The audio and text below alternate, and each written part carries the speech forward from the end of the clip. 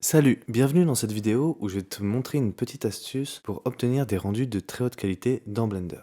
Alors ici, j'ai un rendu où j'ai fait une petite animation assez simple où tu vois une forme qui vient traverser un plane. Et si tu regardes en détail une image de l'animation, tu te rends compte que j'ai une texture sur mes objets qui est assez intéressante et d'assez bonne qualité. Mais du coup, comment j'ai fait pour obtenir cette résolution qui est pas mal? Eh bien, dans le fichier Blender, ici tu as donc tes propriétés de sortie. Et donc, comme tu peux le remarquer, je suis au format TikTok, donc c'est-à-dire avec une résolution de 1080 par 1920.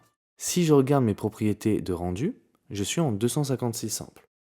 Sauf que si je lance un rendu en l'état, je vais obtenir ce résultat-là.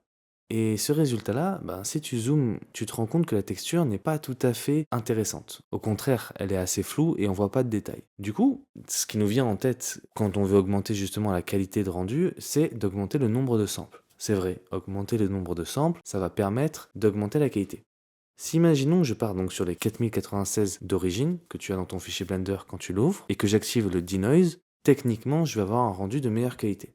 En effet, ici j'ai donc mon rendu avec la même résolution mais des samples supérieurs. Alors, la texture est plus intéressante, on voit un petit peu mieux, mais ça reste encore assez flou et c'est pas aussi qualitatif que ce que j'aimerais. Et en fait, la petite astuce, c'est que certes, augmenter les samples, ça te permet d'obtenir une résolution de meilleure qualité, mais ce qui va vraiment te permettre d'obtenir une bonne qualité, c'est d'augmenter la résolution de ton image. Donc au niveau des propriétés de sortie, au niveau de 1080, bah, je peux faire x2, et au niveau de 1920, je peux faire x2 également. Et je peux changer mes samples pour 256 et désactiver le denoise. Et si je lance un rendu en l'état, eh ben, je me rends compte que ma texture devient plus intéressante. J'arrive mieux à définir ces fissures qu'on a sur notre matériau.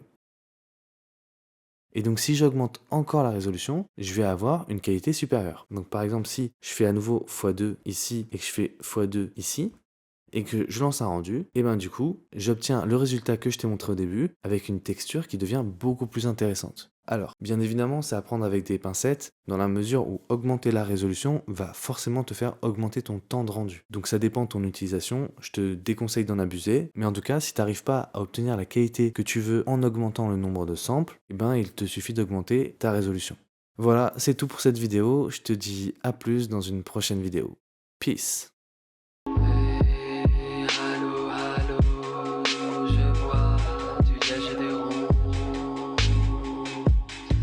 Allô, allô, je vois du liège et des ronds. Quand est-ce que je pourrais